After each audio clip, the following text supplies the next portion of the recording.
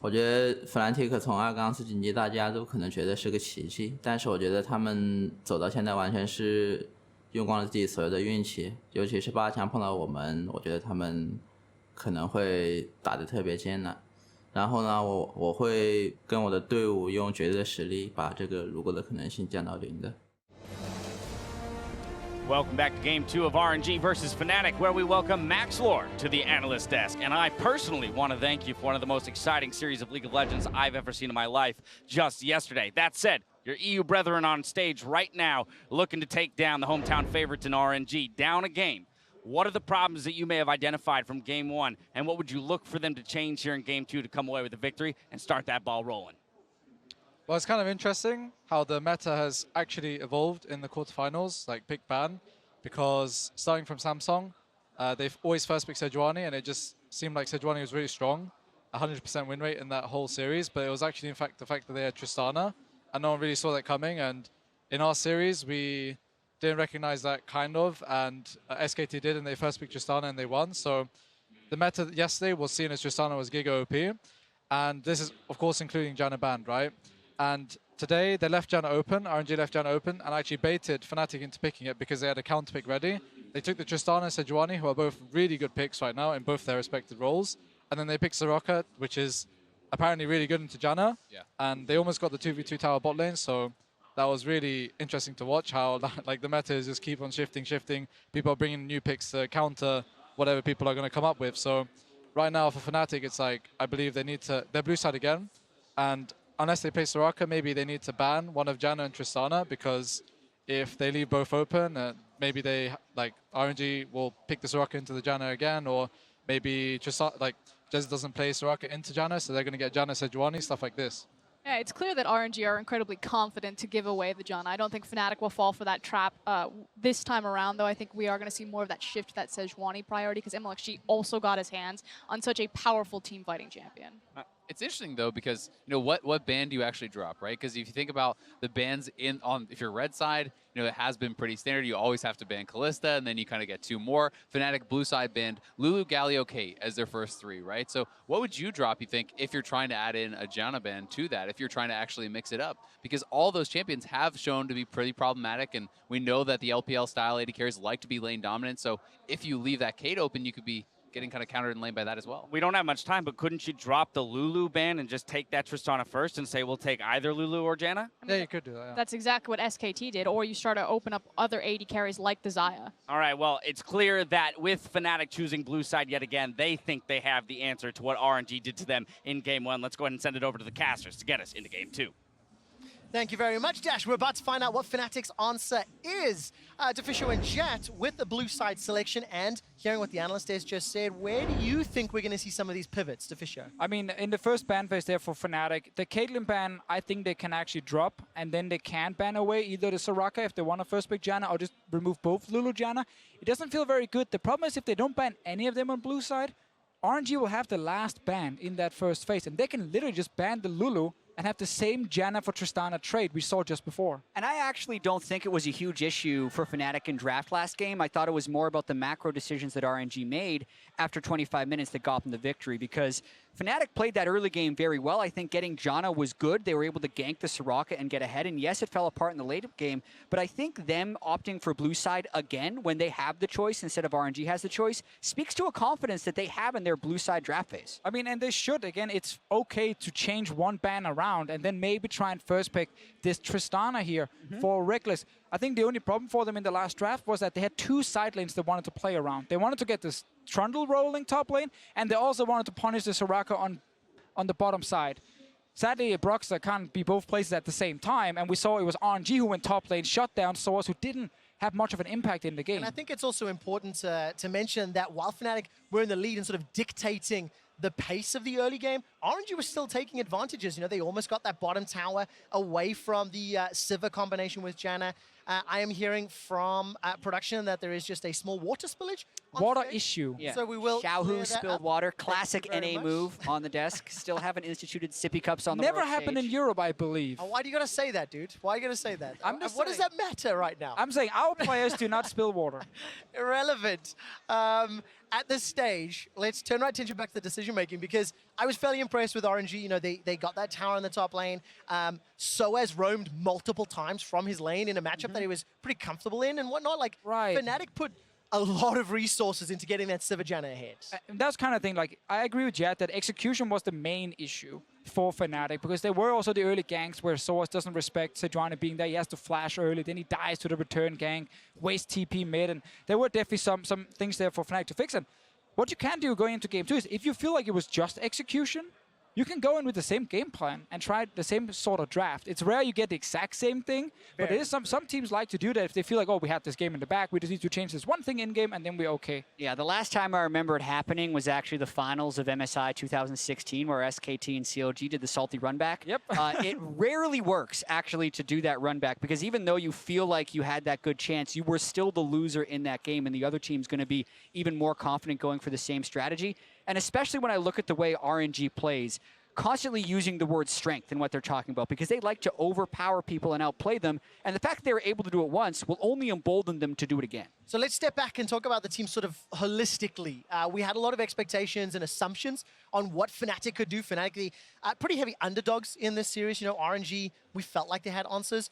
What do we think of Fnatic's decision-making and their playstyle? We've already talked about some of those mid-game mistakes, but there was some good plays from Broxah, which, you know, caught me a little off guard on Gragas, the champion, which I wasn't expecting him to look as good on. You know, what do you think about the rest of the team and, you know, the strength that Fnatic brought in game 1? Yeah, I don't think it comes down to individual performance. It's as a team in this game here where they're not investing in control wards enough, so they're not actually really denying any vision away from RNG. RNG had basically the entire game long knew where Fnatic would be on the map, and it was also RNG who then found these holes in the vision from Fnatic's side and used it to actually create that pick in the mid lane from Letme. That surprised them. Sorry to cut you off. I am hearing that we have a replay ready for you guys that I would like to ask Jat and Deficio's ability to analyze. The lid wasn't on. That was the big mistake. It just came right out. Do you blame him for not double checking that before drinking, or was it a mistake before? On the bright side, it does mean we have a culprit, right? Whoever prepared the drink can now be penalized. Now that action replay is broken down. Yeah, you got to be careful. You got to be careful with those cups. Like, for instance, if I have a water right here, I guess we don't have the camera for him, but you can check if the lid is on before you, like, turn the water over. But he's focused. But he's very focused on the game. I really hope it wasn't like hot off, tea or something then like that. We are busy checking the keyboard. We are busy checking all of the electronics and making sure they're working. Once we're confident and comfortable that Xiaohu's ready to play game number 2, we will jump into this one. But, well, there's a first. I've never had to break down a replay of this. clearly the lid. It's a quarterfinal, Yes, guys. it is. We got to replay, you know, when stuff happens. This was not a mechanical problem. This was a preparation problem. It was a setup problem. Pick and ban problem. There we go. I mean, some of the problems Fnatic had in the game as well. Clearly not preparing their own vision setups. Also not ready for some of these Baron plays we saw from RNG side where they actually managed to catch up Fnatic. And another thing we have to highlight is that Fnatic actually tried to defend pretty well and often got like one kill to stall the game, and then right after, they tried to make another play, and that backfired, especially caps on the Taliyah. It happened a few times, and it actually allowed RNG to just continue the pressure.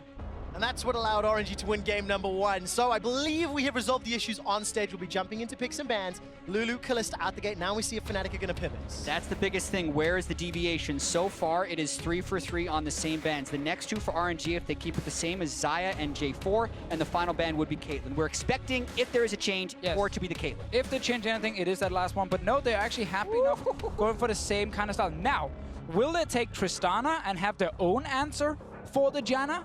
Or do they take Janna again and say, we don't actually care about that Soraka, we can gank it again? I think RNG should ban Johnny here. I don't think that actually, the lane counter of Soraka, I don't think that actually played out the way they want to. Oh, okay. Which means they're leaving J4 up. So if the Janna goes through, this means that they want J4, and they're daring them for a Jarvan Janna trade. But it's also RNG here trying to predict that, Fnatic, you're going to pick Tristana, we're going to take Janna, and you're going to pick Karma against it. So they very early on used this basically a free ban to actually get rid of what they thought would be one of Jesiz' answers to it. So now it is Fnatic back on the Janna. This is so interesting because it's close to the run back, but they're saying, okay, if these guys went blue side, surely they wouldn't want to go for exactly the same team composition. How do they mix it up? And also, they guess the Janna priority would be higher than the J4. I do think though Fnatic actually, if they want Sejuani here, can be pretty happy with it. I like Janna against Jarvan in general because Jarvan can't really get to your backline easily. But I also think if you're preparing against Fnatic, Sejuani is not Broxah's bread and butter. The only champions he won with in the group stage was Rek'Sai and Elise. They're going to go with the Sejuani anyway. Yeah, nor is the Jarvan. 2 games played this year for Broxah. Not one of his preferred champions or preferred picks. Gonna lock in that Sejuani. Had a good early game on that Gragas. And do we see the Civil once more, much like game 1? Well, let's see actually what they're currently looking at. A Jinx for Rekkles. We know he wants to be on a champion where he can either win lane or win the late game team fights. This will be towards the late game. Okay, more Vayne. So this is the 3rd Vayne of the World's 2017 group stage. We've seen Rage play first twice. I would be happy to see Soraka again, and you just perma push that lane and you take an early bot lane tower. This is bold by Rekkles as well. Uzi was the first one to bring it out. Vayne was Rekkles' pick years ago, but I agree with you as far as the early lane shove. How does Fnatic get control of that lane? It is a magnet for Broxah to come bottom side because yes, they're going to push up with the Tristana and the Soraka, and no, Fnatic will not be able to keep up with the push, but that will put them in gank position. I'd like to see Fnatic get rid of the Cho'Gath because now we know they want to play around bot side again because they gotta stop the perma push from RNG. If they give the Cho'Gath again and have the Trundle as an answer, well then they suddenly also have to play around sOAZ at the same time, and they won't be able to do that. They have to pick just one lane they can focus. Get rid of the Shin, clearly respecting the fact that RNG might pick that one and just go full on bot lane style. All right, let's find out what the next 2 bans will be. Fnatic, if they can keep it simple, maybe they can open up an opportunity here. In the previous game, it was the Gnar and LeBlanc to close out phase 2. Yeah, I think it should switch to Cho'Gath. I'm with the Fishio here. Vayne needs to get fairly close range, and with the way Letme was farmed last game, he'd be able to ignore that straight away. Gnar is open now though, and it is a bit easier for sOAZ to avoid ganks on that champion if he's left alone in the top lane, in case it is still the Cho'Gath first pick coming in. RNG waiting to see if Fnatic gets rid of the LeBlanc from Xiaohu. And despite some early deaths on sOAZ's Gnar from the group stage in that tiebreaker match, he came back in the mid to late game and had a great performance. LeBlanc closes it out. So now there's some options here. Cho'Gath's still open for RNG if they want to have that safe, reliable top laner. There's also the possibility that Jarvan is a flex pick. So they are waiting for that top lane final choice, depending on what Fnatic locks in for that top lane, and they quickly control the Syndra, who is designed to try and get rid of the Vayne. Come on, Caps, give me a Radiant Soul here. Push in the Syndra and perma-gank the bot lane against this Soraka. He could go Taliyah as well, but it is much harder to rush that Banshees because you need more mana after the nerfs. Cho'Gath coming in, not a huge surprise. What are we going to get from the mid lane? Caps needs to be able to apply pressure just like in the last game. And again, I'm looking at Aurelion Sol as an option. So far, the draft is very solid from Fnatic. It's an incredibly beefy front line with the hyper carry and Vayne. They need to be able to play around that bottom side. Taliyah and Aurelion Sol play very similar roles, and Taliyah did show success early on for Caps in the last game. Exactly, and again, the laning phase is just a little bit harder because you can't straight rush Banshees in the matchup anymore. Xiaohu looking to have quite some pressure in mid lane, especially if it is a jungle Jarvan. That is a strong 2v2 that Fnatic won't be able to beat with Taliyah and Sejuani in this game here. It looks to be that jungle Jarvan here, happy to take the top lane, Maokai, and just say this lane is isolated 1v1. Let's see if Fnatic can actually kill Soraka early game. Yeah, but this game will be, I feel like, decided more so in the mid game than in the super late game, because when I think about the way these fights will play out, the Syndra, the Jarvan, and the Maokai click all of their buttons onto Rekkles. And if they do not take his health to 0 while doing that, he will be able to shred through them. Vayne is an amazing pick against Jarvan. You get to stun him against his own Cataclysm, and also can kite the Maokai fairly well after the initial CC hit. So it's going to be a very snowbally game, depending on how much gold Rekkles can get in his pocket. And if he gets locked down by that Equinox inside a Cataclysm, that could be game-changing. We'll see what Ming Soraka can do, and CC combination. I mean, it's the third Vayne. Every time we've seen Vayne, it's been an interesting pick. And now Rekkles has to 1-1. show up today. Yeah, we've seen Rageblade build twice, but this is Rekkles picking Vayne against sOAZ in this bottom lane here. Against the Tristana Soraka, who can perma-push you on the tower. It is super scary. I know some teams were practicing lane swaps coming into this tournament if they had a really bad 2v2 Fnatic was not one of those teams that practiced lane swaps coming into the tournament. Maybe, at least not the Geek by Marines lane swap, but Fnatic in the EULCS playoffs in the spring split actually did lane swap. Level 1 to try and get out of bad matchups and surprise the enemy team. I just want to bring it up. I'm not saying it's going to happen, but it is something to consider. Yeah, and I think it's something RNG does need to consider. The way I think this lane is going to play out is Rekkles farming under turret and then Fnatic going all out for kills on Soraka because they get a few kills onto Rekkles, and if he can hit his items before sOAZ does, they can start creating plays around that lane. All right, we'll keep an eye on how that plays out. It's game 2 of Fnatic taking on Royal Never Give Up, and as the tournament continues to ramp up, you guys at home can add to the prize pool. You can also donate to charity by picking up that championship ash and the complementing award skin today. Total prize pool is over $4 million, and that's what these teams are fighting towards. Got to win here, and then they've got to play SKT, and then they're going to make it to Beijing and the Bird's Nest. And it's so fun now to theorize about the early game. We've seen junglers like get leashed on the red buff, get it, and then insta go down and gank the bottom side as well. And just try and get a big advantage for your late game carry. Deficio, it's a Jarvan game too, the most unpredictable of early game jungles. He can do 1 buff and gank, he can 3 buff if he wants to. Sejuani, somewhat similar actually, especially with the machete start and the way you get large single target burst early on in the jungle, can do similar gank routes. Minions have spawned. Yet we have these 2 super passive supports, so creating kills in the bottom lane is actually really hard. I love the ward though from RNG on the red buff to again see, okay, is Broxah starting there? Can we see maybe Waze moving right after? And then have at least an idea if he's like early ganking this bottom side. Because again, with Soraka, Tristana, you really want to just push Vayne on the tower and just start taking a lot of damage, start dealing a lot of damage to the big objective. Well, it worked in the previous game against the Janna for a fair amount of time. Broxah's repeated ganks helping Fnatic out. So, we split the map. A little bit of a start for Rekkles and Jesiz. In the previous game, we were looking at how many minions they lost in that laning phase. It's literally picture perfect replication. But the laning phase will play out very, very differently now that Vayne is already being zoned away. Yeah, well, RNG's not going to be ganking this lane early on.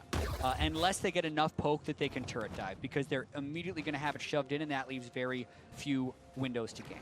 So Caps right here, after pushing the first wave, walks straight into the jungle to see if he could spot where Jarvan started. Returns to the lane now and takes a bit of damage to his face, but did not lose a whole lot from this. Good combination there from Xiaohu. Scatter the weak, stunning Caps up against the wall. This is going to be a challenging matchup. But Caps, once again on that champion that can impact side lanes, doesn't have to worry about Trundle in the top lane. It's something that you guys talked about at length in picks and bans. Simplify that team comp and just make sure Rekkles gets in. Both top lanes though still gotta respect that it can be early gank pressure towards them. We have already now the Sejuani top side. Mlxg is moving to top side as well. He is a little suspicious right now, but they have a chance to chain. All right, there we go. That's a good twisted advance. Very good Bramble Smash comes down, and Letme needs to use the flash to escape, but he does so. Yeah, and it's about Mlxg buying him time now so that the wave can crash without a fear of dive. You can also see Syndra coming up a little bit in case of this possibility. Looks like Letme's going to be okay. sOAZ's already been hitting the tower in the bottom lane, taking about 15% away from it. Caps takes another trade right there that actually goes in favor of Xiaohu. Return gank though from Broxah and trying to counter gank in case Mlxg is here. All right, after all of our theorizing and discussion around this top lane, both junglers helping their respective top laners out. Right, minion wave is pretty sizable here, but I don't think you want to town out the Maokai, even without his flash. Very, very difficult setup, and instead, sOAZ backs away. Yeah, I think Broxah overstayed. There wasn't much to do in that top lane, but I do want to call attention to the mid lane, because in this matchup, whoever gets the push and the control of the mid lane can impact the bottom lane more, and that is something that Xiaohu has been very good at so far this tournament. If you just look at the ways he's gotten his kills and assists pre-15 minutes, you wouldn't think he's a mid laner. He has 5 kills and assists in the bottom lane, 2 in the mid and 1 in the top in the first 15 minutes of the game. Plus, in the team fights, if Xiaohu has gotten that gold advantage, he will actually be the one killing Rekkles along with Letme. So Xiaohu's performance in this game is paramount to RNG's success. And in this early game, we might actually get some kills towards mid lane itself, because that's the advantage for Syndra, is she can match the push of this Taliyah, and then she can actually try and threaten to kill cap straight up. Obviously, there's a heal now on Taliyah, so that needs to go down first.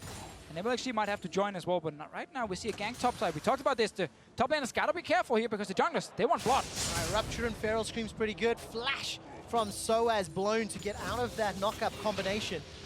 And just to round out that mid lane discussion, Xiaohu's already up 8 CS in that mid lane, but there is a wave in front of Caps as he's clearing out. sOAZ feeling emboldened, knowing that the flag and drag was on cooldown, and Broxah that gank. going for that gank in the bottom lane. It's 5 minutes. Last time round it worked in favor. The flash Zephyr from Jesiz. Here's the Arctic Assault comes down from Ming. Gonna interrupt Uzi on the way up, and first blood picked up by Rekkles. They just run RNG down. And Officio, that's exactly how we expected this lane to play out. Mlxg shows topside, stays topside, sOAZ plays aggressive to keep him there.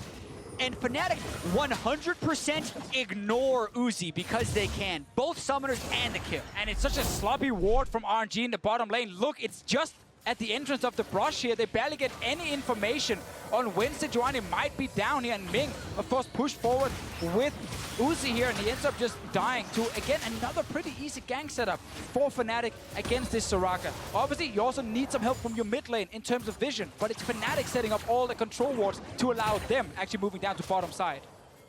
That allows Fnatic to once again secure first blood. We talked about it in the previous game, Jack. We see it again this game. Fnatic early decision making on point. But what can they do more? It's an advantage, but it's an advantage in a uneven matchup, so this kind of just brings it to even. It's exactly where they need to get their advantages, though, because Rekkles' ability to get gold on himself and not get one shot is the deciding factor in this game. Also note, Mlxg's build path, challenging smite as well as longsword. He's going warrior Jarvan because it really will be all about them pressing all of their buttons on Rekkles when he's in range and seeing whether or not that's enough damage to take him to 0. And Jesiz stands right next to Rekkles, presses his ulti and says, nope, you're not killing this AD carry today. Mlxg likes to do this as well, where he goes Black Cleaver then second and actually delays all these tank items until he gets a GA as like the first way. He's like, now I'm quote-unquote defensive, even though there's still quite some damage on that item. So, gentlemen, we've seen now this is the third Vayne.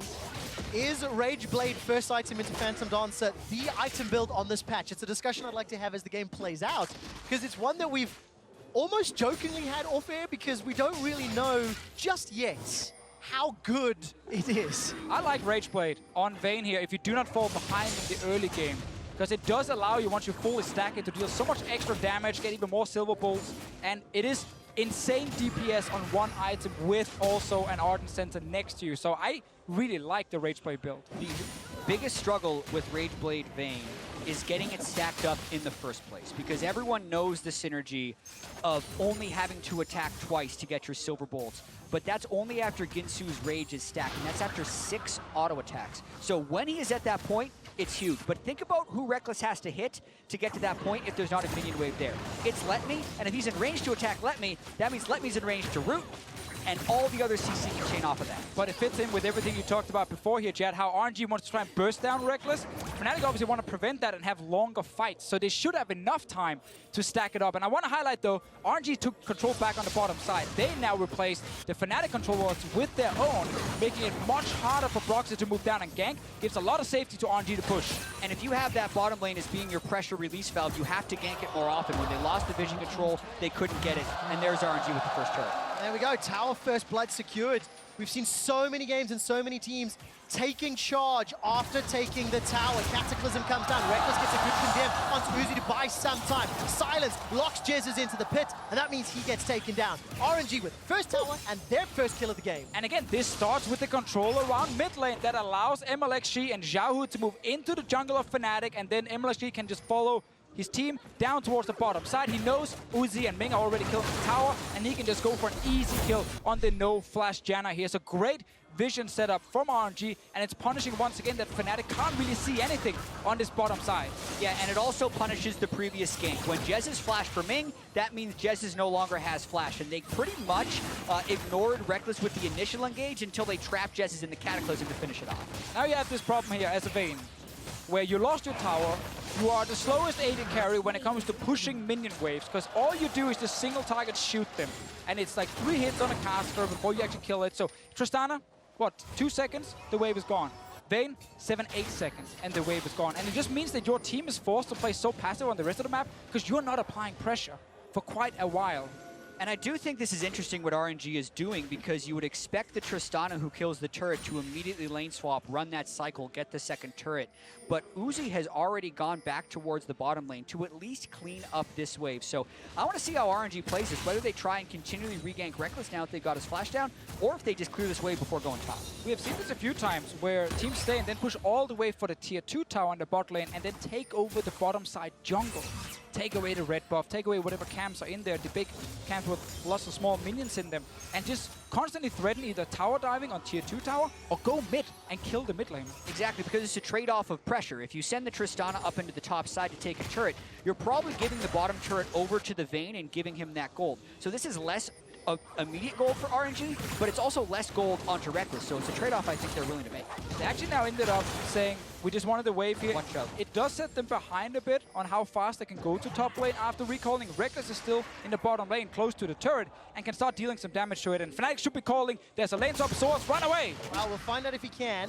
Bramble Smash comes down, it's a 3-on-1. Flash. A little bit low, Cataclysm already comes down. Good Xiaohu. upshot. Buy some time. Xiaohu, let's look for the scatter the weak, then we'll look for that stun. sOAZ continues to buy some time, gets a silence, won't be enough, and Xiaohu takes 2 turret shots and escapes with his life. But again, because RNG went bot lane first, killed the wave, and then recalled again, they actually allowed Fnatic to reach the turret first. So they're trying to now see if they can race against RNG. Caps here to try and delay the push. All right, gets some damage down onto Ming. That threaded volley chunks him low, but Wish and Summoning Heal still available. Caps fancies his chances here, clearing out the way. He's going to sidestep, got heal and flash available, buying some time. sOAZ with the barrier survives. Oh, it's alive! Ming is the target. Caps is trying to get one back. Ming survives just a few seconds longer. He's escaped. Mlxg now. Look at him down. Caps in a 1v3 manages to survive. Seismic shove gets away from his sOAZ. Manages to get to the plant. While this is going on, Rekkles and Jesiz, they're hammering away on the inner turret, and the top turret survives. Huge play by Caps, and a big miss by sOAZ, who could have flashed to finish the kill with an auto attack if he didn't shoot him away. He overestimated his damage up against Caps and ends up getting Mlxg killed, and that buys even more time for Fnatic to push that bottom side. What a hero play here from Caps. It looked crazy at first, like he's just walking in trying to kill the wave, but will die for it, and they get tower anyway. But let's see it once again. Knockback not hit in there onto Ming, but he still sits with this little goal in his mind of like, I need to kill the minions. I can save the tower then. Even if I die, I need to kill the minions. And he's so close to actually dying with the heal coming in from Caps here, baiting sOAZ. And then he stays alive. sOAZ was hoping to execute with the ultimate, but Caps healed at just the right time. That play could have easily gone either way and been a kill plus turret for the sOAZ snowball, but it is not. Caps holds him off. So important for Fnatic. They got the tower down bottom, they got that kill onto Caps. It's now 600 gold game. RNG, while they're still in the lead, Jesiz has completed that Ardent Sensor already. Rekkles picked up that recurve bow to go alongside his pickaxe. So Fnatic surviving by the skin of their teeth. And let's see whether or not they can do it again, Deficio, because Mlxg is looking for a dive. Letme's going to complete the teleports. Yeah, very good interrupt. Mlxg actually channeled, though. And comes out from Rekkles. Jesiz forced to flash out of the Cataclysm. Yeah, oh, he's turning it! Rekkles trying to get one back. The seismic shove. That's another for Fnatic. Now the runaway as Caps gets pushed by Scatter the Weak. The tower falls, though. It's a kill for tower. And you got to see there how difficult it's going to be for RNG to get the clean initiation right there. Mlxg even buffers his flag and drag over top of the Janna tornado, uses ultimate, still no kills. He ends up dying for it. But I like the calls from RNG. It's just right now Fnatic are able to kind of outplay them in the small skirmishes and get some kills over to Rekkles and Caps at the same time. Like, this call is good here. They have roaming priority from mid lane with the Syndra moving up first because she pushed the lane, and then Mlxg is like, oh, I can force a flash, and then ult the Janna right after, but he doesn't get the flash because the knock up here is not enough to actually get Jesiz away from him, and then suddenly he ends up dying. Yeah, sOAZ doesn't even have to leave the lane as well, keeps his farm up. So as far as worst case versus best case scenario in the early game, this is close to that, best case for Fnatic. They lost the turret, but they've gotten 1 kill and 1 assist over Rekkles. He's got 2 more CS than Uzi until Uzi clears this wave, but they're looking pretty comfortable based on their earlier strategy. Well, that's a good sign for Fnatic as we're getting past this 15-minute mark. And now we need to just see this Warrior enchant Mlxg and whether or not he's going to burst him down, because look at the itemization. 1 fully completed across the board for RNG. Fnatic do not want to fight him just yet. The whole like AD, the Warrior, Black Cleaver, Jarvan in the late game can struggle to actually burst down targets through all the shields and the healing. But in the mid game, it is so strong if you actually connect your combo and that big ulti that can deal damage to so many people at the same time. We're fighting here. sOAZ has no TP. He's slowly walking up from the bottom lane. Very, very slowly. Weaver's Wall will cut off Xiaohu and Letme. Nature's Grasp gonna fly all the way along. That does get a double root. Equinox will hold caps in place for just a moment or two longer. By the way, Rift Herald is just about to get killed, secured by RNG. They're going to pick up the buff, and they're not going to get it. Some of these flashes to get away, and they managed to make it over the wall. Chase comes down. Letme forced to flash away from the rupture. Did they manage to pick up the buff? I don't think they did. There it is right in front of me. Oh, Mlxg, he wants it. He's still around. Capture the flag. Can they defend the buff right now? Oh, he wants to get in there. He's got flash. Come on, flag and drag in, pick it up, and flash out. Wants it. That would be pretty Oh, spicy. he can go right now. There we go. He's going to get it. Ah, you forgot the flags, Fnatic. All right, there we go. Exactly as predicted. Flag and drag. Is it worth the flash? I guess we'll find out. If it takes down the tower, RNG, they got challenged, stared down Fnatic, and they got away with the buff. We got 3 flashes right there from RNG used. Fnatic are actually with the 4 members because of the good wall here from Caps kind of delaying all 5 members of RNG getting close enough to start the fight. They actually managed to at least force summoner spells. Now let's see if this Rift can be used to get a tower. Mid lane tower is always one of the big objectives you're looking for. And of course, Ming being flashless on that Soraka will be a juicy flank target if Broxah or sOAZ can find an opportunity in. But it's going to be difficult for them. 2-man stack in the mid lane. There's support for RNG coming to defend, and Fnatic don't overstay and they don't overpush. And you just mentioned again Ming without the flash here. I want to then turn it over to Broxah because a lot of eyes will be on him, specifically on this Sejuani to start fights. And it's been a big weakness for Broxah when it comes to actually being the main engage on your team. There's been times where he's hesitating. He doesn't maybe feel like he can actually go for a big flash play or anything. And the fact that he's now on main engage and he needs to try and actually catch people like this Soraka here, it's a lot of pressure on still a very young guy. Yeah, and it's a matter of will Fnatic just play disengage as well, because that could still be an option whenever RNG tries to get the engage, even just using Sejuani as some type of disruptor, because this is one of the power spike moments for Rekkles' Vayne. He has the Rage Blade. He also has maxed Silver Bolt. So if he stacks up, that means he's getting that % health true damage every 2 hits on top of the already generous base damages of that Vayne. Well, a good wall here just to defend. Cap's actually buying a lot of time with his Taliyah. Yeah, I've been very impressed. His defensive walls in 1 and 2 of the series have worked out. It's not going to stop Heraldina from ramming into that outer turret. While it won't be a kill yet, that is a lot of damage and a lot of control over to RNG, which allows Uzi and Ming and the rest of the squad actually to take this Cloud Drake. There's no contest yet. The Seismic Shove will not find the target. So Fnatic have invested everything on top side. All the wards, everything is top side. They need to respect they don't know what's happening in their own jungle. So when they're pushing forward now, they open themselves up to a potential flank. Smart play here though, and just backing away. Go straight towards the top side again. Don't risk a big engage from Mlxg and Letme. Yeah, and something that RNG has really done well and was displayed right here is their ability to pick the right fights. They're very rarely picking the wrong fight. So they have no vision on the top side of the jungle right there. And instead of going all the way up to force a fight on Fnatic, who's pushed up mid, they take safe recalls into the jungle, reset, and now they go with a good siege into the mid turret. All right, remember this tower got chunked down so low earlier. Watch for Sejuani. Will buy some time. Ming is the target who is flashless. Broxah with all the pressure on him finds the target. The tower still scans. sOAZ teleports in behind. I didn't even see that happen. Uzi and Ming are down and Fnatic are sieging mid. And that Raptor camp is Sejuani's playhouse when you're trying to siege that turret. Always over the wall to get that engage. Broxah pulls it off. Also, Jesiz right there with the shield on the turret meant that Uzi stayed around to try and finish it. He couldn't actually do it, and RNG ended up overstaying. They got punished for it. It's another kill over to the Vayne. Didn't even see that TP from sOAZ shutting down Uzi.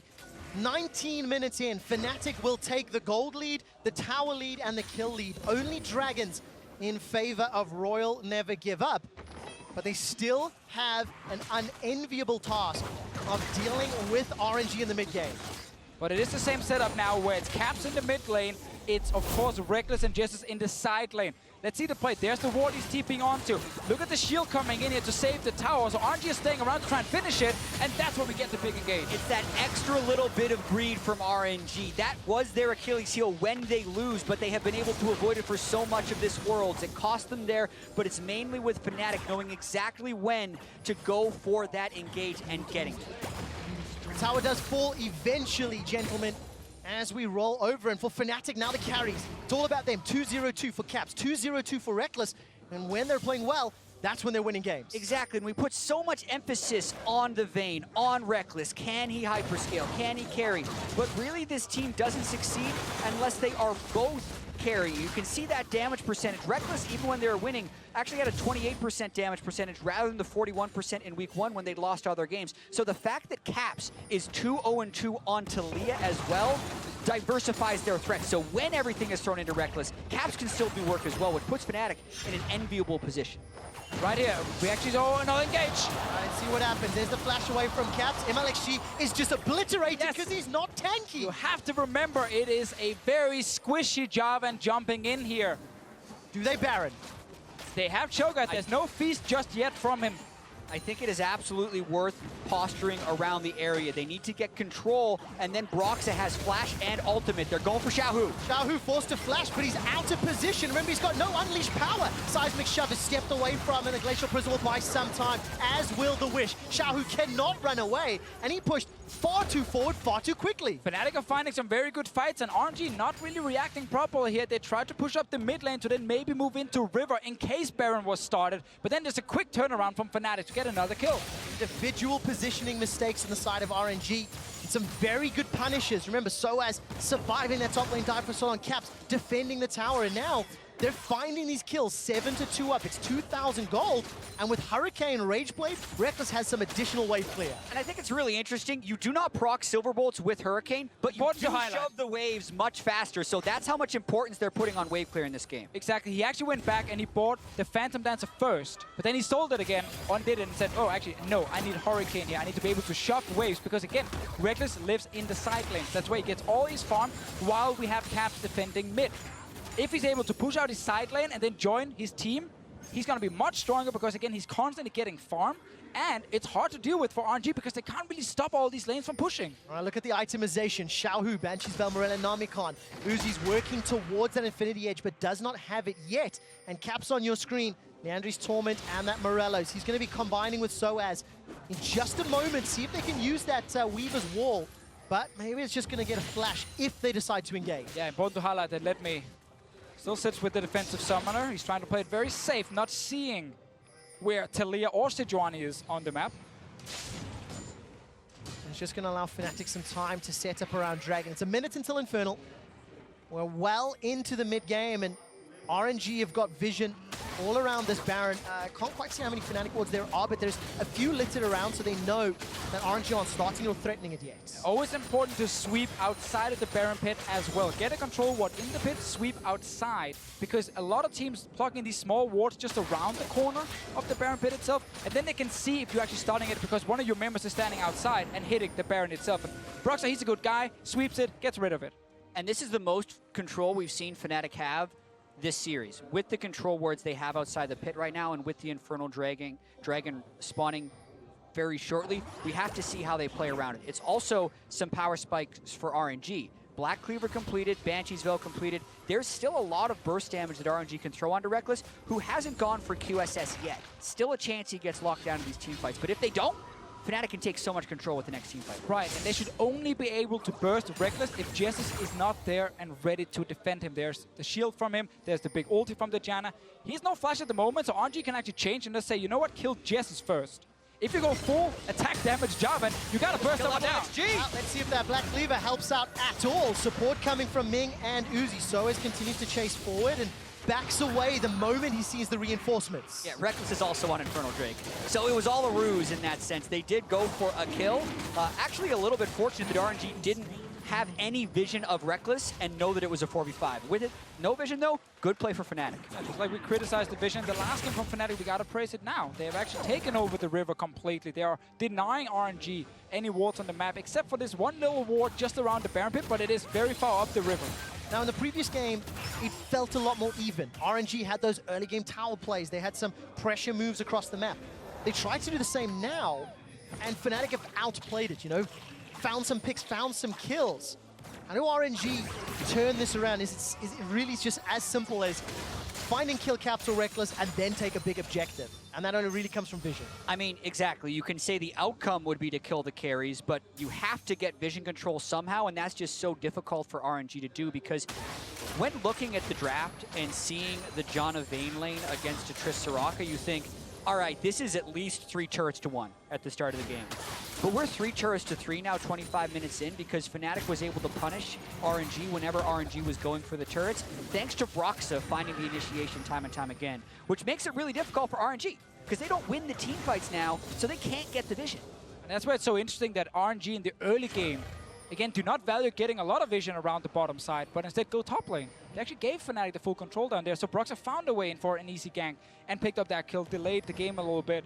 Very important though, Fnatic have been winning skirmishes. Yeah. A lot of moments where RNG actually made a good call, but then they couldn't finish the Taliyah, couldn't finish the Vayne or the Janna, and they end up having to give a kill back in return. And it's given quite some gold and time over to Fnatic. It really is. And you see those items continue to spike. QSS now picked up for Rekkles. Gonna try to deal with some of that CC. Remember the Silver Bolt Rage Blade combination.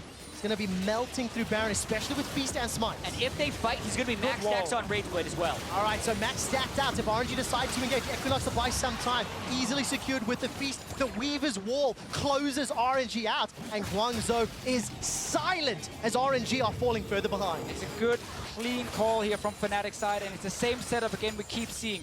Rekkles pushes out the top side. Caps pushes out the mid lane. RNG don't have a winning lane at the moment. They don't have anywhere they're actually able to apply pressure.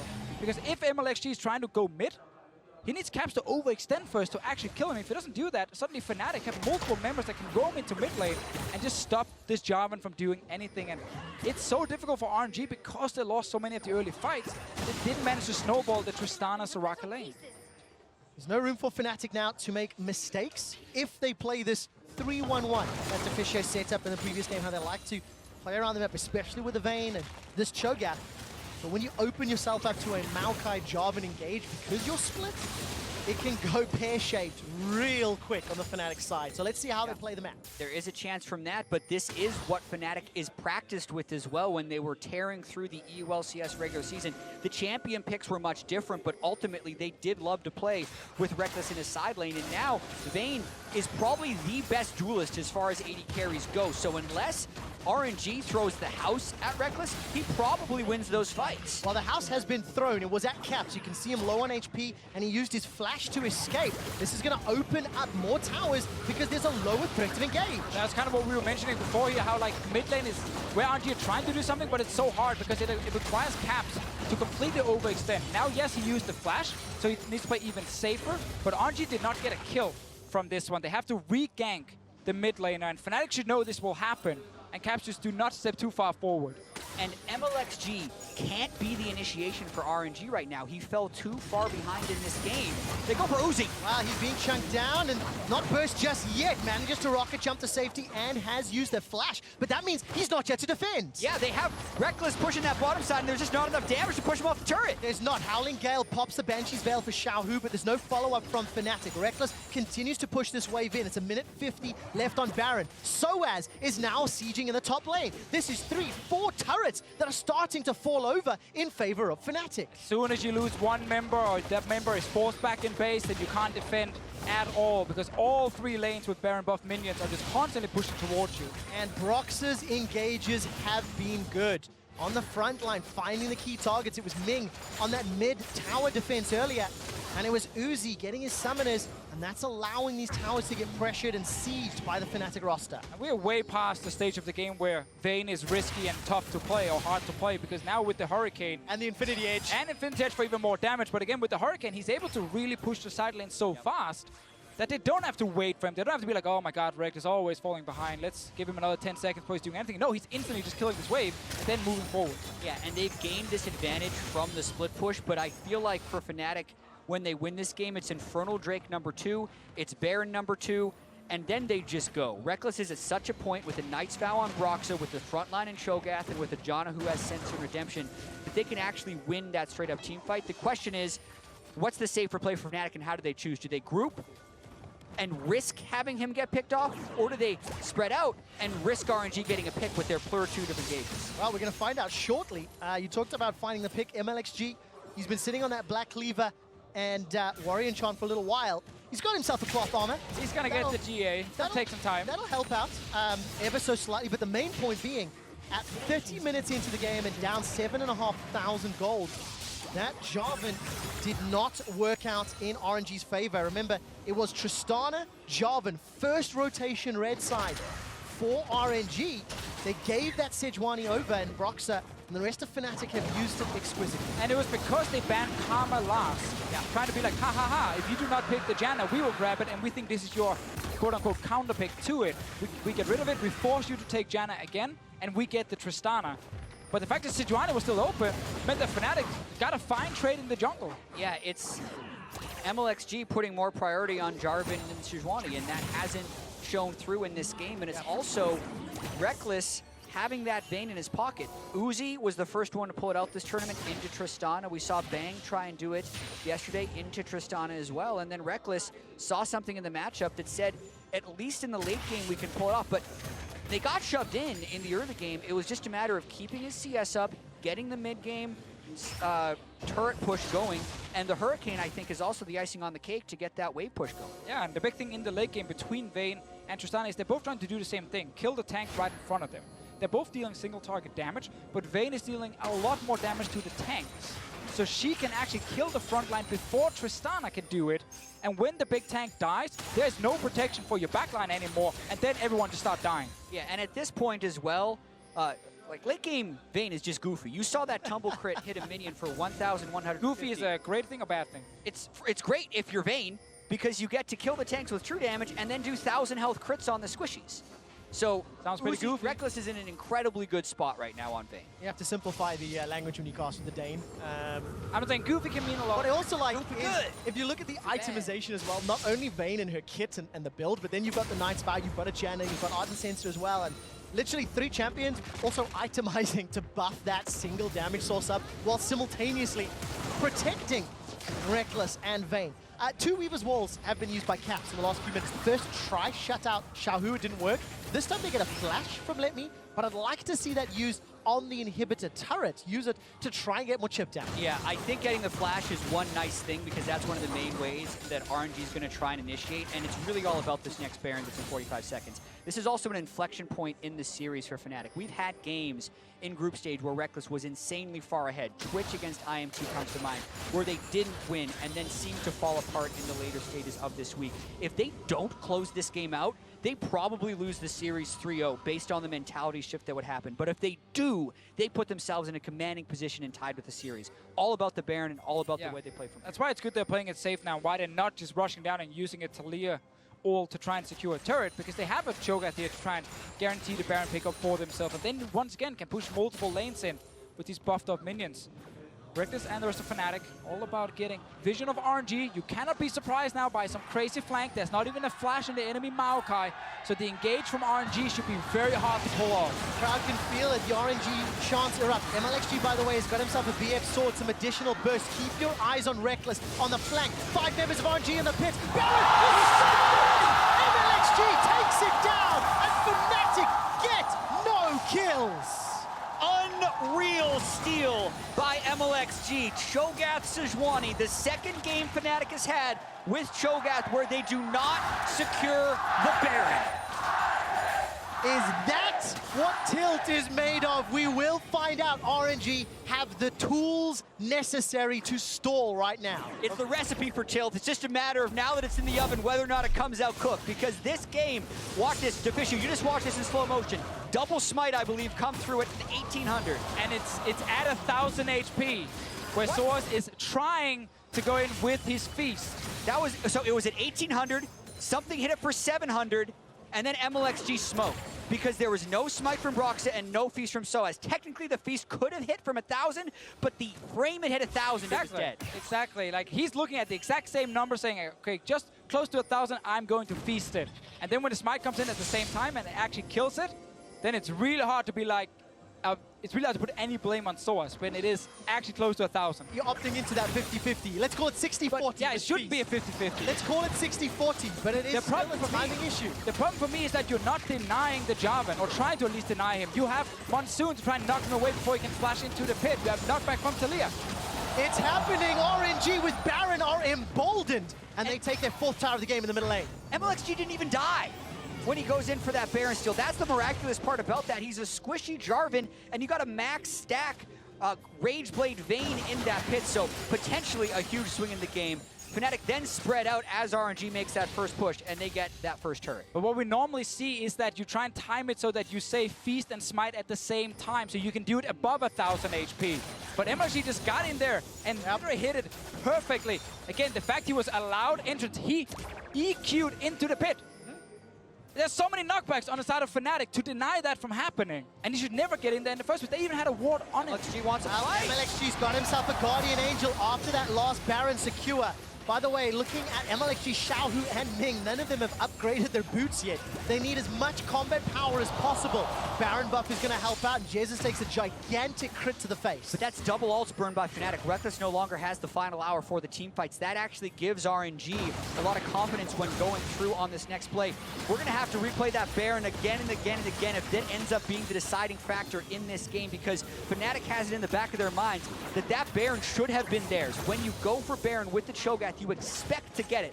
Whether or not the scenario was different and it was burst from 1000, it's all about moving past it from that point forward. It's not the first time that we've seen that happen. I don't expect it to be the last. Elder Dragon is up in 3 seconds. The minion wave seemed to be pushing in favor of Fnatic, although Letme's trying to deal with the top one. Right, RNG barreling down mid, Fnatic on Elder. It's going to be gone. They're going to try this one more time, but there's no vision. This time the Feast can get it. And this time they deny Mlxg as well. Do not let him even close to this Dragon Pit. So double Infernal Elder Drake for Fnatic. They still haven't lost anything in their base, but RNG are looking towards mid. But I love that call from Fnatic, undeterred by the last secure going wrong, knowing the Elder is important with the double Infernal to stop the Baron push of RNG, and buying time for that Baron power play to be fairly irrelevant. Fnatic now have double Infernal and the Elder. I think it's very important to note that Baron for RNG was a stalling Baron. It did not necessarily give them control of the map. It did not necessarily even out their game. They're still 6,000 gold down. So it's still a huge uphill battle for RNG. Yeah, and that's why it's not the end of the world for Fnatic, because their late game is still fantastic. Like, they have the double Infernal Drake, they have the Vayne, who's currently sitting on 4 fully completed items and a QSS.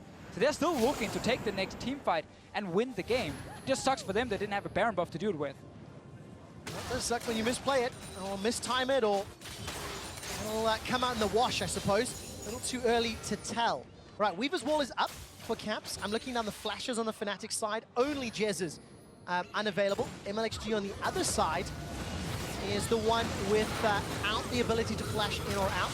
Weaver's Wall maybe a little early. The minions did not quite make their way up. Xiaohu with that Death Cap Void Staff doing a lot of work to wave clear. Yeah, and that's a lot of damage threat on a level 18 Syndra against Rekkles' Vayne. The QSS, his sole source of magic damage, and not quite the locket on Broxah yet, because the damage from the Syndra ultimate does somewhat come over time. They can shield with the Janna, hope the QSS, and now it is our Mercurial Scimitar, does enough from a magic resist perspective, but that locket's going to be really important as well to try and keep them alive. The fact that RNG are just holding on here, just hoping for one big team fight they can win to turn this around. They're actually going towards sOAZ now. Xiaohu is here as well in the bottom lane. All right, stun lands onto sOAZ. He's still got that Gargoyle Stone Plate to tag if he needs to. Real hard to Gonna kill. throw that one out. There comes the Unleashed Power. Yet another stun. sOAZ continues to run away. 1000 HP. Flashes over it's the a blast cone. Gets the blast cone out. Sends Mlxg away. sOAZ still not down. Sidestep. Scatter. The weak falls short. Classic sOAZ escapes. And he didn't even need teleport this time round. He's always doing it. He ends up pushing up a lane. He's about to get caught. Everyone thinks he's dead. And then he finds a way out. Takes the blast cone to safety. Had to use the flash though, which is a big one for him in future fights if he's flashing onto the back line of RNG. But for now, just feast the tank in front of you and let Rekkles do the rest. Yeah, and it's all about prepping for that next Baron in 1 minute. Ultimately, all of the R buttons for RNG will be back up before that happened, and they didn't burn any summoner spells. So the cost is still 2 summoner spells for Fnatic. But Fnatic must have learned now from the last Baron here. Try and deny Mlxg from getting into the pit, at least force him to flash into that pit if he actually needs to try and steal it. Also, the same thing is, because Mlxg got into that pit, and actually I think with his ult, he might potentially have forced sOAZ out of range for his feast, or at least done something that he couldn't actually go straight for. But again, it's on Fnatic to obviously smite feast earlier and just combine the two. There are tools to make that safer as we go past 40 minutes very, very shortly in a game that Fnatic looked in such control of. Now they're on the risk of losing some control. There's that ward RNG have placed outside the Baron pit. Deficio has touched on sweeping outside the pit. So RNG happy to keep stalling, keep playing for time. Get late, get more damage, more armor, more tankiness for this squad. And then see if they can out-team. Hey, they got that ward on the outside. This makes it even more difficult for RNG to check. They don't even have waves in great pushing positions right here. And so much of it would be, can RNG actually get and engage onto Fnatic? They're going for Xiaohu. Righteous Glory doesn't get them in range. Banshee's Veil needs to be popped, and no flash for sOAZ. Uzi, by the way, quietly gaining power. Got that Mercurial to back up his 5 damage item build, and he's terrifying right now. Exactly. The full item 80 carries being on both sides take away a little bit from Fnatic's ability to just brute force a Baron, because even though they should be able to secure it with the Cho'Gath and the Vayne, that didn't happen last time. And then the shored up teamfight win isn't too sure when you have the Deathcap Void Staff Syndra as well as the 6 item Tristana. We have to see how Mlxg team fights here. He likes to find good flanks and then surprise the enemy with a quick engage and get some burst down on Caps or on Rekkles. At the moment here, there's flash on 4 members on Fnatic. Only sOAZ missing it.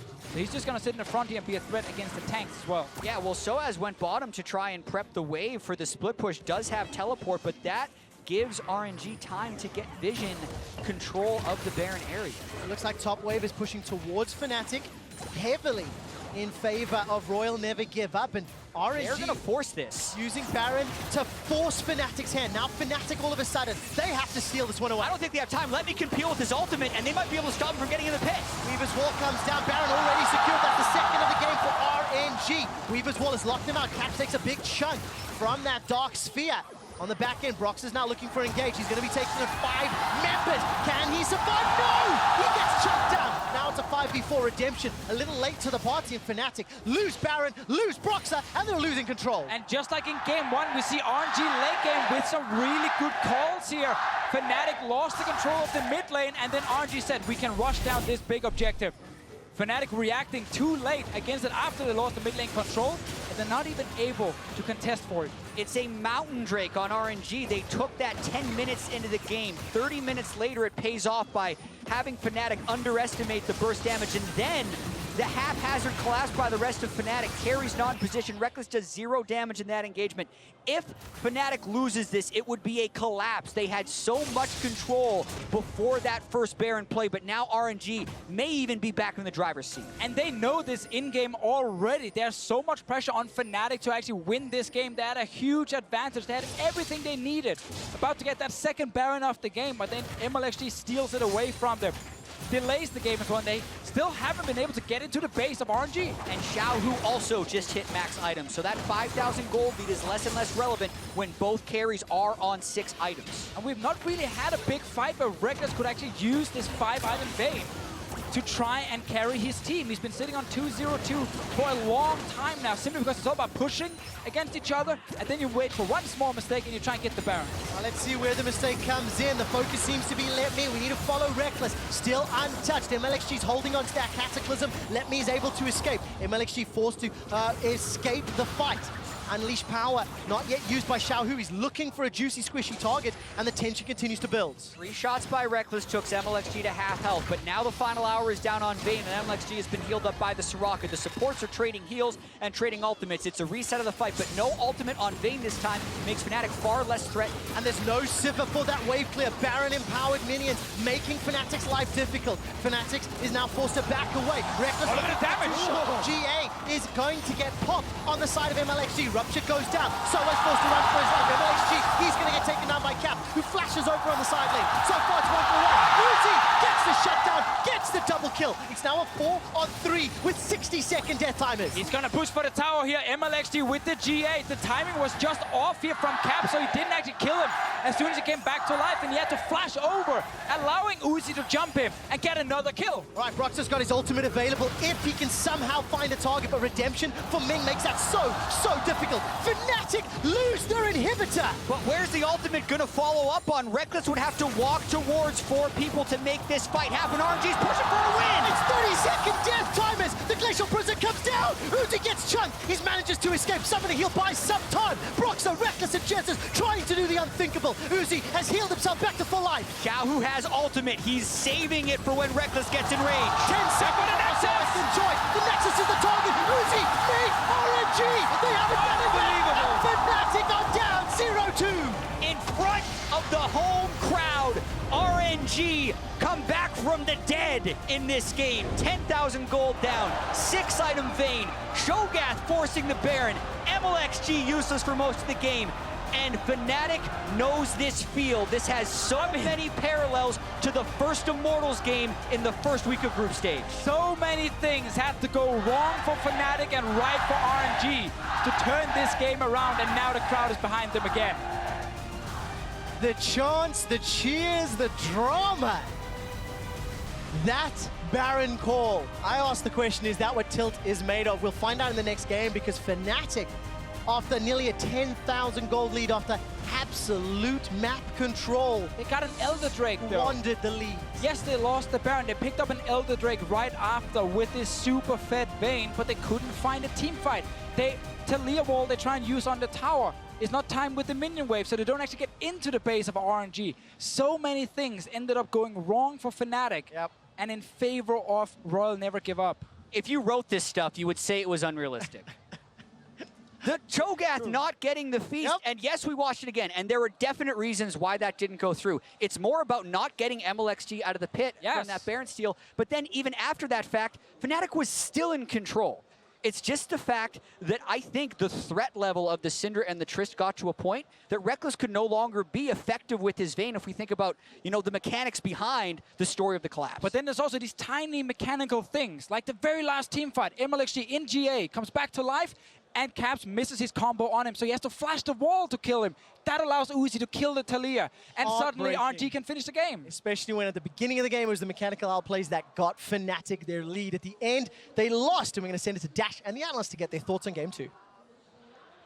Thank you very much. Quick shot. Exasperated faces for both of our color commentators there as they try and make sense of how RNG come back there. But if there were any questions about momentum and what it might do to this series as a whole, RNG with a comeback victory, now sitting at 2-0 over Fnatic. Momentum is definitely in their favor. And you could see it on sOAZ's face as we went to the replay and the Cho'Gath ultimate didn't come through for that Baron. That's a heartbreaker. That's a tilter if there ever was. Oh yeah, but before we get to that tilter, let's recall back to what we were talking about before this game. What would Fnatic do in Champion Select to respond to RNG? We threw out some ideas.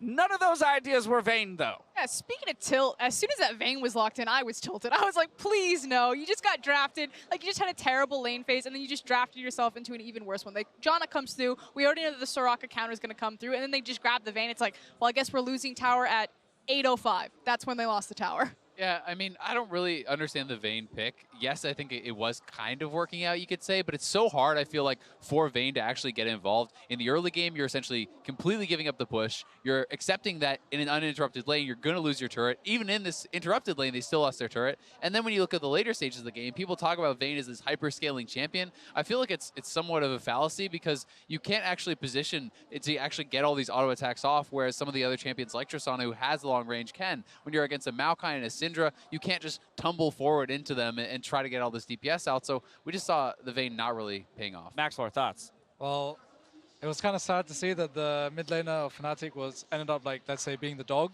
and picking a champion that had full priority just to help Vayne lane.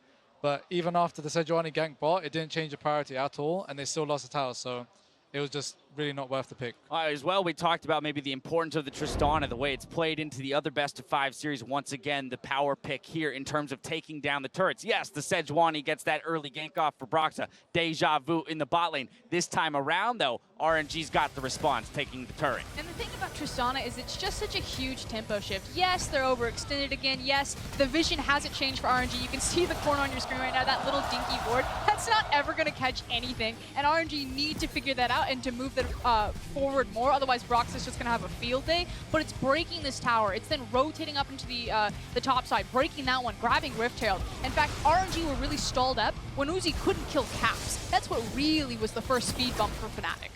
I mean, that said, from this game state, things are looking good for RNG, and so I do want to, one, recognize that, two, figure out where things started to go wrong for RNG within the mid-game. Well, honestly, it was a free win for RNG if they just played it properly. However, Mlxg chose to go Red Smite Warrior, which is a really risky approach because you don't have wards for your team. Your support is Ardent Sensor, so he hasn't got wards for his team, so all your plays are going to be coin flip if Mlxg isn't living in the enemy jungle. And he was, but he was too over-aggressive at times and died for it, and so therefore Fnatic was able to come back. And then there was that Rift Herald, man. That Rift Herald was... Let's talk about the Rift Herald. I mean, that was some craziness, for sure. Yeah, and we can actually just roll the clip of the Rift Herald because this is something that you were talking a lot about, the investment into this, and not just about the fact that, yes, RNG did eventually get it, but how much they had to expend to actually get the Rift Herald. Yeah, so RNG used their Maokai's tempo to come from bot all the way to this Rift Herald. And as you can see, RNG just have to like run for their life. Soraka used flash and Maokai has to flash away, so there's like, everything just went wrong, right? And now Soraka has no flash, Sejuani just easily engages and Soraka's dead.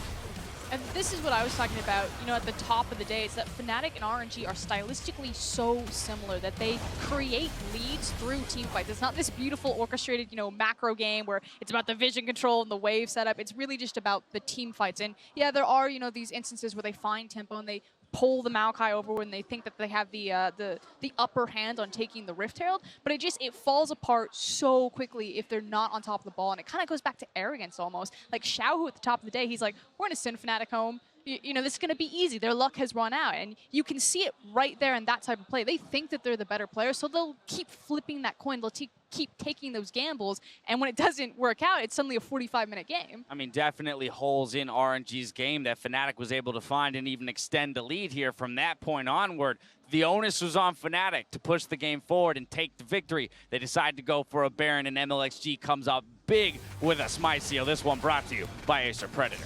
I mean, this is one where it should be easy. You know, it should be the Feast plus the Smite, timed with perhaps Burst coming out of your mid laner or whatever else. Unfortunately, Cho'Gath ulti was just bugged. Yeah, a little bit unlucky there, perhaps. But the fact that Jarvan's able to get in, steal it, and still flash out and survive just makes it that much worse. It's already frustrating enough that he stole the Baron. The fact that he gets out is just like, are you kidding me? Oh, for sure, without a doubt. And then we return to this whole idea of mentality, right, for both of these teams. We already talked about the importance of Game 1, and we've seen it on the faces of the players in those high-intensity moments. All right, well, now you're sitting 2-up as RNG, winning a game that perhaps you shouldn't have won in terms of the mid-game. They should not have won that game. That gold graph spoke for itself, Dash. That was like Fnatic favored. And RNG just literally, Royal never gives up, comes back from the dead. I'm sure Quickshot said that at least 10 times.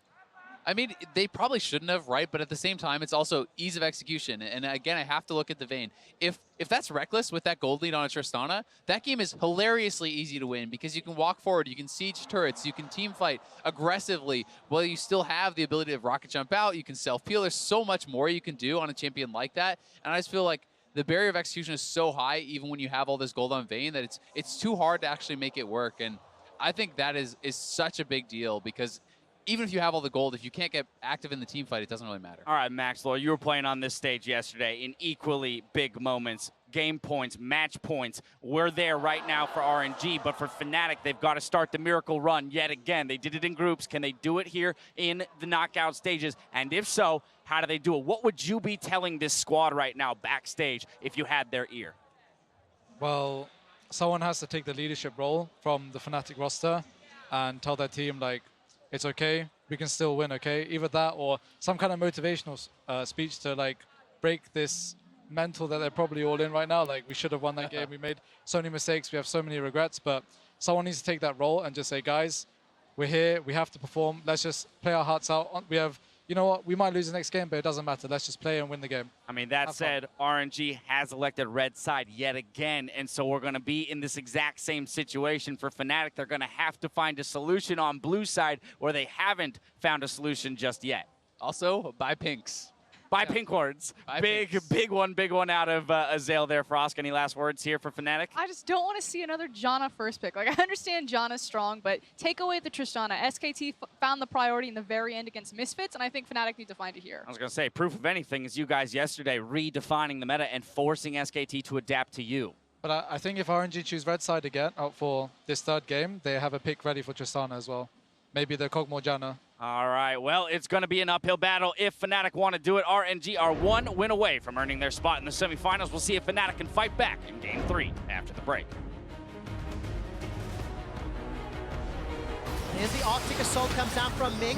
Gonna interrupt Uzi on the way up, and first blood picked up by Rekkles. They just run RNG down. Ming survives just a few seconds longer. He's escaped. Mlxg now. Look at him down. Caps in a 1v3. I'm behind them. Slow. Soraka. We got Soraka. No plans Syndra. Tristana? Yeah. Silence. 5 members of RNG in the pit. Mlxg takes it down. Who flashes over on the side lane. So far it's 1 for 1. Uzi gets the shutdown, gets the double kill. Uzi, Ming, RNG. They haven't done it yet. Fnatic are down 0-2.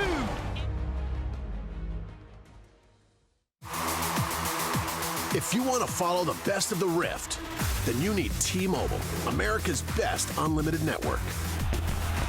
We've doubled our coverage, so you can stream Worlds in more places than ever before. With T-Mobile, don't miss a moment from the first battle, all the way to the lifting of the Summoner's Cup. Another reason why T-Mobile is America's best unlimited network.